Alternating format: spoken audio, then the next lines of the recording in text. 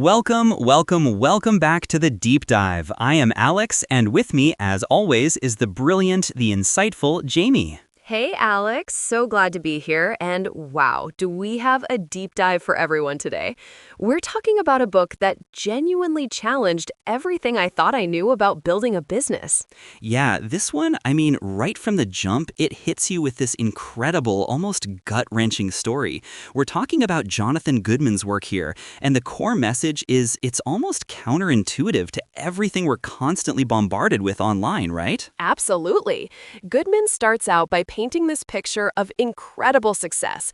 He was literally crushing it in the online fitness training space from 2013 to 2020. Days with over $100,000 in sales were like normal.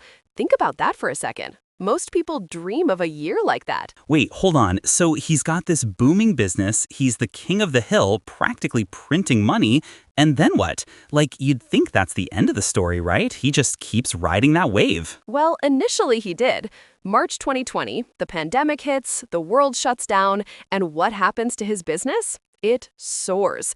Overnight, every personal trainer suddenly needed to pivot online, and Goodman's company was the place to go. He even describes it as a four-leaf clover shoved up the proverbial butt of my business. Which, not a phrase you hear every day, but it paints a picture. Okay, so he's on top of the world, pandemic boom, everything's amazing. So how does this turn into a wake-up call? This is where my brain starts to short circuit, because that sounds like the ultimate dream scenario. Exactly. And this is where the story takes a sharp turn. Instead of doubling down on what made them successful, they started doing the opposite. He talks about hiring costly brand consultants who told them how to speak, data analytics experts who told them how to convert. Suddenly, he was drowning in reports, spreadsheets, project briefs. He lost his way. Drowning in data? That's like the modern entrepreneur's nightmare. You hire these experts to help, and they just complicate things. So you're saying all the sophisticated stuff actually made him less successful? Precisely. He found himself showing up, doing the work, but going home at the end of the day feeling like nothing was accomplished. Expenses exploded, sales flatlined. Business wasn't fun anymore. And then, as if the business crisis wasn't enough, life threw him a personal curveball, a massive one. Yeah, the book hits you with it. His son tells him, "Mommy's sad," and then Allison, his wife, reveals she has cancer. Talk about a punch to the gut. That's just unfathomable. It truly is. And Goodman is very frank about it. He says, "Cancer's unfair. I don't wish it on anybody. It does, however, have a habit of calling you out on your shit." This personal tragedy became the catalyst for a fresh start, forcing him to reevaluate everything. So he's faced with this immense pressure, business collapsing, family crisis, and what does he do? He fires everyone, just clears the decks. That's a bold, almost desperate move. It was a necessary one for him. He needed space, a complete reset. And through this process, he realized something profound. The secret to success wasn't in chasing shiny new objects or complex strategies, but in building a foundation on what worked before the internet existed. A devolution, as he calls it, to do less but better. Wow, so instead of going full steam ahead into the latest tech and trends, he's saying go backwards. Like, that's almost sacrilegious in the startup world. It sounds that way, doesn't it? But he clarifies, modern marketing technology should be an amplifier, not an igniter. It's fuel, not the fire. The fire, the real spark, comes from something much more fundamental. Okay, so this devolution thing, hit me with some of these insights. What are these not-so-obvious truths that turned his business around by 300% revenue with a fifth of the staff? One of the biggest ones, and this will probably make some listeners gasp, is his take on content creation. He says it's an overrated way to build a business short-term, but an underrated way to learn and connect. Wait, hold on, overrated? But everyone says you have to create content. Daily posts, TikToks, Reels, YouTube. It's the gospel. Exactly. But Goodman argues that what you do to get results doesn't matter to others.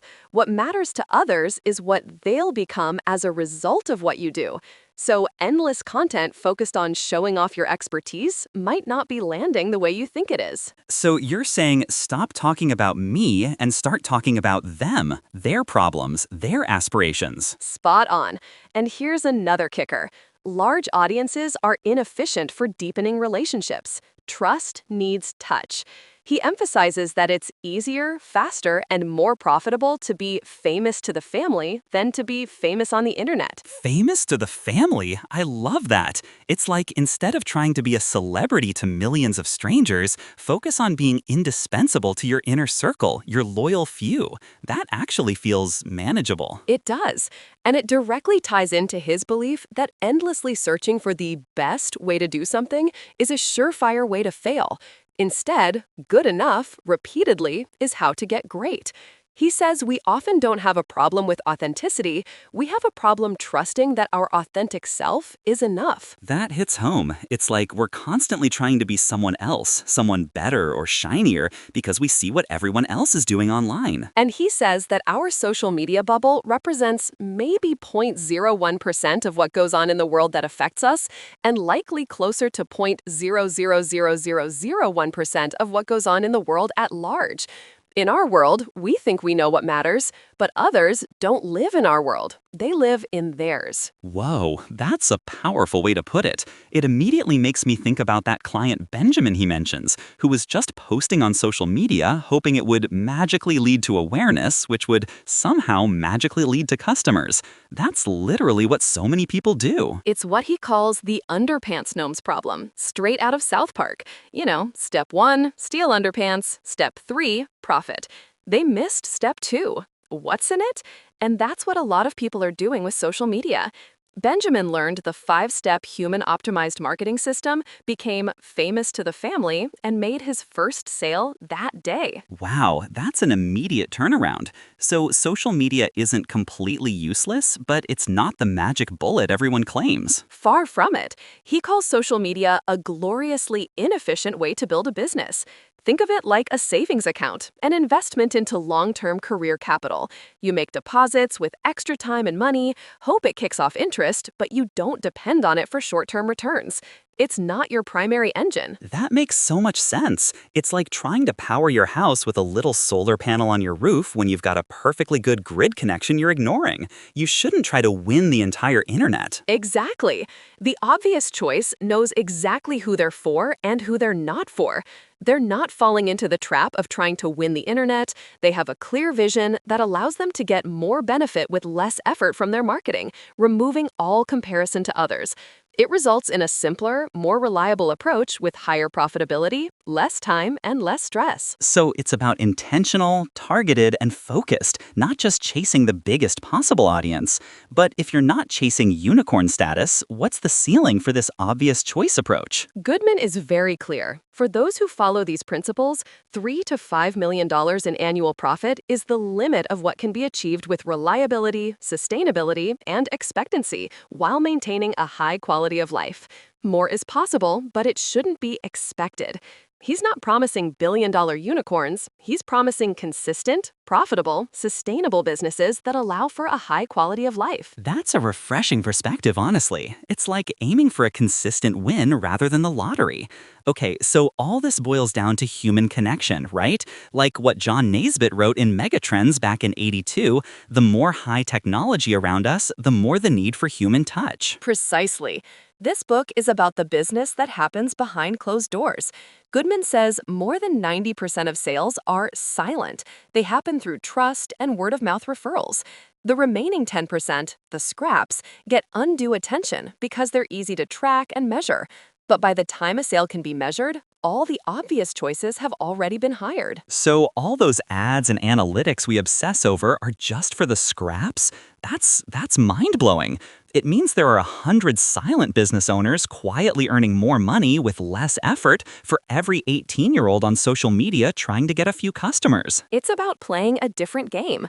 Building a business and becoming an online entertainer are different.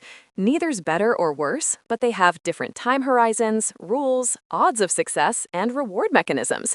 Problems arise when you conflate the two. playing by the rules of one and desiring the rewards of the other. You don't have to dance on the internet to succeed. I love that line. Clean up those Pumas, get out there, have fun. I'll buff up my 3-stripe Adidas and join you. All I'm saying is that you don't have to perform to the anonymous masses just to make a few sales. That is liberating. It absolutely is. And he dives into how to apply these insights. The book isn't just theory, it's practical. He starts with a few not-so-obvious truths. And the first chapter is When Ambition Results in Recklessness. Ambition leading to recklessness? That's like saying hydration leads to dehydration. Ambition is supposed to be good. It's what drives us. It is, traditionally, but Goodman makes a crucial distinction. He says that when ambition is left unchecked, it results in recklessness. It's comparison, it's never thinking you're enough, it's living inside your own fantasy. He argues that your ambition might be the very thing holding you back. That's a lot to chew on. So it's not the ambition itself, but the chaotic ambition, the kind where you're constantly looking over your shoulder, seeing what everyone else is doing, and feeling like you're falling behind.